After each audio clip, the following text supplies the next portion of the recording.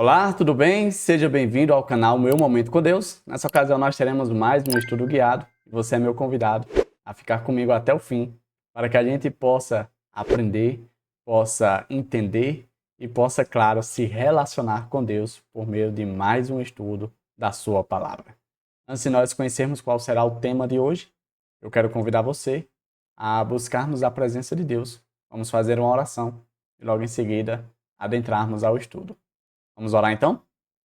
Senhor Deus, estás nos céus, muito obrigado, Pai, por mais uma oportunidade de estudar a Tua Palavra. Isso que é uma bênção a nós, porque nós não apenas adquirimos conhecimento, conteúdo, como diz o pessoal aqui da minha região, ficamos mais sabidos, mas a gente também consegue se relacionar contigo, conhecer de forma mais íntima o Senhor, e assim a cada dia mais nutrir o apreço que temos para contigo. E por esse apreço, nós almejamos a eternidade ao teu lado.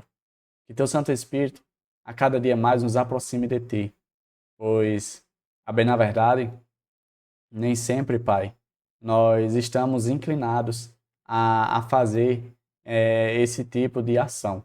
Mas, mediante o poder do Espírito Santo que atua em nós, nós cremos pela fé que é possível sim.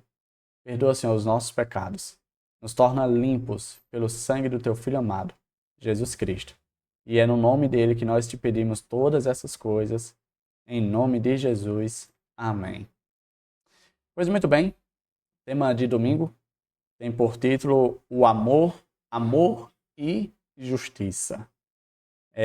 Aqui eu separei aqui alguns pontos.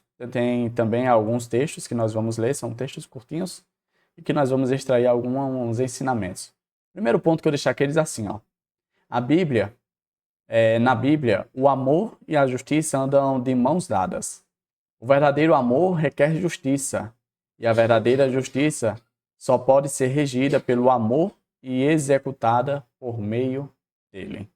Interessante, né? Porque quando a gente analisa o nosso contexto de vida, a gente não consegue unir as duas coisas com tanta facilidade, amor e justiça. Porque normalmente a gente separa do tipo, quem ama não é justo, e quem é justo não expressa amor. Porém, essa não é a realidade apresentada na Bíblia. A gente vê um Deus que tanto é amor, como também é justiça. Vamos ver aqui os textos que a lição trouxe e que afirmam exatamente isso. Por exemplo, Salmos 33, verso 5, diz assim, ó: Ele ama a justiça e a retidão. A terra está cheia da bondade do Senhor. Isaías 61, verso 8, porque eu, o Senhor, amo a justiça e odeio o roubo e toda maldade. Em minha fidelidade os recompensarei e com eles farei aliança eterna. Jeremias 9, 24, que inclusive é o verso para memorizar. Mas quem se gloriar, glorie-se nisto, em compreender-me e conhecer-me, pois eu sou o Senhor e ajo com lealdade, com justiça e com retidão sobre a terra. Pois é dessas coisas que me agrado, declara o Senhor. Salmos 85, verso 10, olha o que diz: O amor e a fidelidade se encontrarão, a justiça e a paz se beijarão. Salmos 89, verso 14, diz assim: A retidão e a justiça são os alicerces do teu trono. O amor e a fidelidade vão à tua frente. Percebe que a Bíblia ela dá um tom completamente diferente do tom que a gente vê ao nosso redor e nos nossos dias? Pois é exatamente essa realidade que Deus não apenas se utiliza para expressar o seu governo, mas que também deseja que eu e você vivamos uma realidade onde tanto o amor como a justiça andam de mãos dadas. Eu separei aqui outros pontos bastante interessantes também, que diz assim, ó: Por boas razões, então, os profetas condenavam regularmente todos os tipos de injustiça, incluindo leis injustas, balanças falsas, além da opressão dos pobres e das viúvas ou de outras pessoas vulneráveis. A gente encontra relatos bíblicos tanto no Antigo Testamento como no Novo Testamento. O próprio Jesus, nos seus dias, ele fez muito protesto, chamou muita atenção, principalmente da classe religiosa, que eram conhecedoras dos preceitos bíblicos e que deveriam ser os primeiros a viver a realidade que Deus esperava e almejava que seu povo vivesse. Os profetas, expressando ali a vontade de Deus, né, chamavam a atenção da liderança, das pessoas que estavam ali ao seu redor, dizendo como eles deveriam viver. A pergunta que surge é, por que havia esse tipo de chamada de atenção? Por que havia esse tipo de vigilância entre o povo de Deus?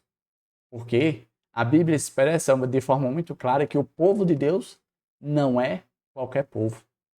Talvez você já tenha ouvido de sua mãe. Você não é todo mundo. E a Bíblia afirma isso. De fato, nós não somos qualquer pessoa. Nós somos o povo de Deus.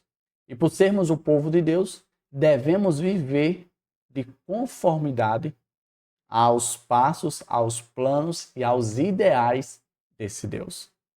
Ah, Davi, mas é muito difícil. De fato, a Bíblia também registra que muitas pessoas nem sempre eram coerentes com a fé que tinham. Vez por outra davam uma vacilada. E com certeza isso também acontece comigo e com você. Graças a Deus, nós vimos inclusive ontem essa afirmativa que o nosso Deus, ele é imutável, ele não muda.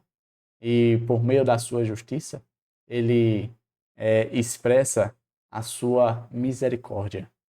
Por Deus ser amor, ele é um Deus misericordioso e ele é justo. E aí a sua justiça nos cobre de graça. Um outro ponto que eu destaquei diz assim também, ó.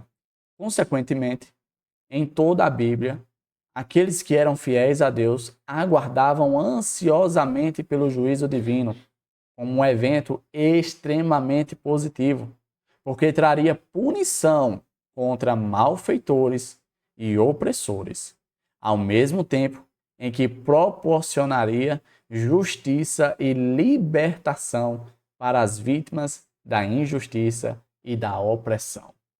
Algumas pessoas são um pouco incrédulas com a informação de que um dia Jesus vai voltar e vai fazer juízo, né? E vai aplicar a sua justiça nos últimos dias. As pessoas pensam, não, ele não vai fazer isso, não, homem, não vai acontecer. Ele vai fazer isso. Por isso, nós, os crentes, né, os cristãos, aguardamos com tanto anseio a volta de Jesus. Por quê? Ah, porque esse mundo é mau, porque esse mundo é injusto, porque esse mundo nos oprime.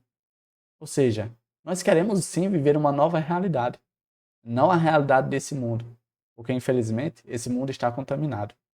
Assim como no passado, as pessoas esperavam com muito anseio a justiça, nós também devemos viver essa mesma realidade. Um ponto interessante que o texto deixou muito claro aqui era a visão que as pessoas tinham do dia do juízo. Qual era a visão? Uma visão positiva. A Bíblia fala que aquele dia será um dia terrível. Esse dia será sim um dia terrível para aqueles que não amam a justiça e não andam em fidelidade nos passos de Deus. Ou seja, são pessoas ruins. Para essas pessoas, o dia do juízo não será nada bom.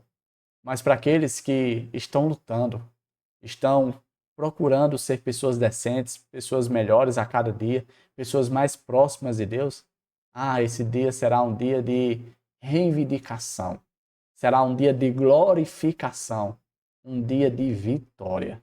E por isso nós tanto almejamos a volta de Jesus. Um outro ponto que eu destaquei diz assim, de fato, a retidão e a justiça são o próprio fundamento do governo de Deus. E a gente olha o contraste que é comparado aos governos do mundo, ao governo de Satanás. São bastante distonantes, não tem nada parecido. É completamente o contrário, antagônico. Porque, de fato, quando a gente olha ao nosso redor, a gente não enxerga justiça. Justiça para uns, justiça para outros, mas não é justiça para todos. Um amor, uma misericórdia para uns, um amor, uma misericórdia para outros, mas não é para todos. Já no governo de Deus não é bem assim. A justiça é para todos. Como eu mencionei no verso de ontem, Deus faz chover sobre bons e maus. Ele não faz acepção de pessoa, como é tão costumeiro ver ao nosso redor. O último ponto que eu destaquei diz assim, ó: e Deus deixa claro o que espera de nós. Olha que interessante. Deus não apenas vive uma realidade que é de fato admirável, mas também ele requer isso de mim e de você. Vamos ver o que é que o Senhor requer? Olha, o verso diz assim, ó: ele já mostrou a você o que é bom e o que o Senhor pede de você: que pratique a justiça, ame a misericórdia e ande humildemente com o seu Deus. 3 coisas tão simples que muitas vezes parece tão impossível, não é mesmo? Ame a justiça, seja correto, seja justo. Ah, Davi, mas eu vou me prejudicar, eu vou sair perdendo, eu vou. Querido, é isso que teu Deus quer. É isso que teu Deus te pede. Ele faz tanto por você. O que custa você amar a justiça? O que custa você praticar a justiça? Seja humilde, ou seja, uma pessoa simples, uma pessoa que sabe valorizar de fato aquilo que tem valor. E por último, que você, cadê aqui? Que você ande humildemente com o seu Deus. Ah, somente andar com Deus vai possibilitar essas outras 2 coisas. Somente ter a Deus como modelo, como exemplo, como alguém próximo a nós que nos influencia, vai possibilitar eu e você sermos pessoas justas e pessoas humildes. Se nós nos distanciarmos de Deus, nós sabemos qual é o resultado. Veja, por exemplo, o que aconteceu com Caim e todos aqueles que seguiram os seus passos, que decidiram se distanciar de Deus, que decidiram se afastar de Deus, se tornaram pessoas impiedosas, pessoas más, pessoas ruins, pessoas intolerantes.